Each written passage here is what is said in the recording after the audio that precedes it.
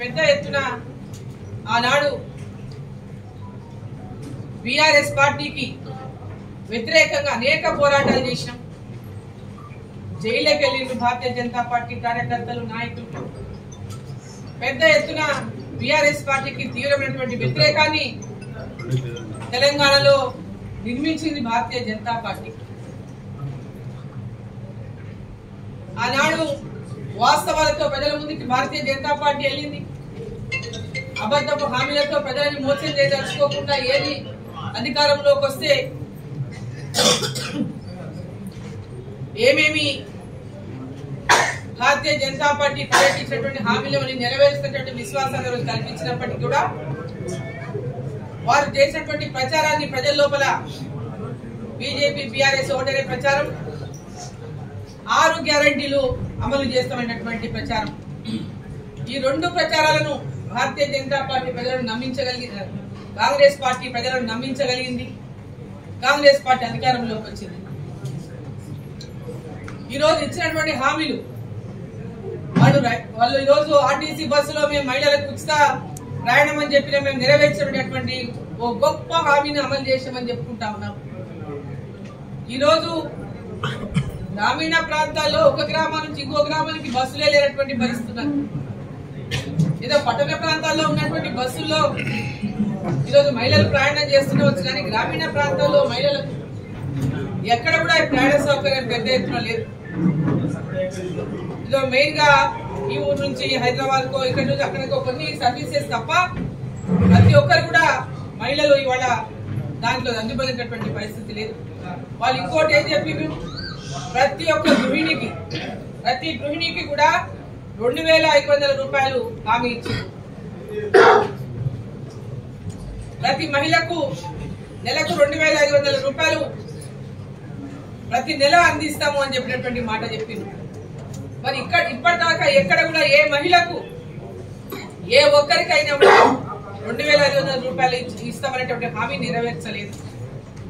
రైతులకు 2 లక్షల రూపాయలు రుణమాఫీ చేస్తామని చెప్పిండ్రు. ఇప్పటిదాకా ఏ రైతుకు కూడా రుణమాఫీ అమలు చేయలేదు.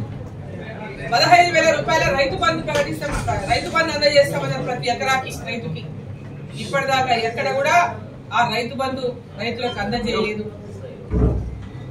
కౌలు రైతులకు 12,000 రూపాయలు అందజేస్తామన్నారు సంవత్సరానికి ఎకరాకి. ఇప్పటిదాకా ఏ కౌలు రైతు కూడా ఆ యొక్క సహకారాన్ని అందించినటువంటి పరిస్థితి లేదు. ప్రతి నిరుద్యోగికి 4,000 రూపాయలు నెలకు నిరుద్యోగ భృతి అందిస్తామని చెప్పింది. ఇప్పటిదాకా ఎక్కడ కూడా అటువంటి పరిస్థితి లేదు. మరి ఈరోజు 500 రూపాయలకే సిలిండర్ అందిస్తామని చెప్పింది. కేంద్ర ప్రభుత్వం ఇచ్చినటువంటి సబ్సిడీ మీద పెద్ద ఎత్తునున్నది. బీపీఎల్ లో ఉన్నటువంటి పేద మహిళలకు కేంద్ర ప్రభుత్వమే పెద్ద ఎత్తున 350 రూపాయల దాకా సబ్సిడీ ఇస్తా ఉంది వాళ్ళకి. మరి ఈరోజు రాష్ట్ర ప్రభుత్వం 500 రూపాయల సిలిండర్ అంటే కేంద్ర ప్రభుత్వం బొంగా వీళ్ళు ఇచ్చేది ఎంతలో ఒకసారి మనం అందరం కూడా ఆలోచన చేయాలి. ఇప్పుడు కూడా ఎక్కడికి ఏ ఒక్క మహిళ కూడా ఇప్పటిదాకా ఒక సిలిండర్ ఉచితంగా 500 రూపాయలకి సిలిండర్ ఇచ్చినటువంటి పరిస్థితి లేదు. 200 యూనిట్ల కరెంటు ఫ్రీగా ఇస్తామని చెప్తూ ఉచితంగా అందజేస్తామన్నారు. ఇప్పటిదాకా ఎక్కడ కూడా ఏ ఇంటికి కూడా 0 బిల్లు ఇచ్చినటువంటి పరిస్థితి లేదు. ఉచిత కరెంటు 200 యూనిట్ ఇచ్చినటువంటి పరిస్థితి లేదు.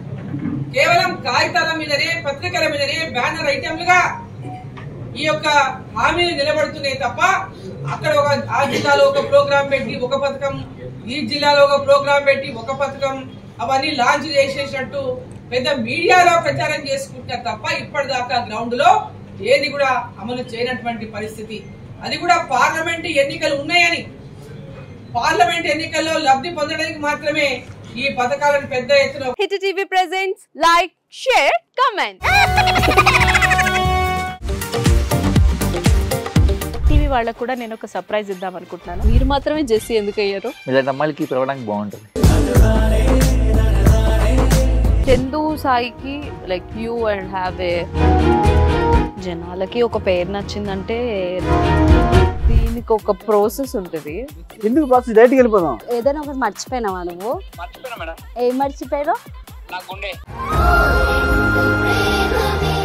ఏదో ఆ టైంకి మన సుడి బాగుంటే ఎవరన్నా చూపిస్తే రాయగలం కానీ డోర్ టు డోర్ సేల్స్ చేసేవాళ్ళు. శారీ వస్తుంది కదా, శారీలో వెనకాల కట్టుకుని అమ్మా నీ వెన్నెలా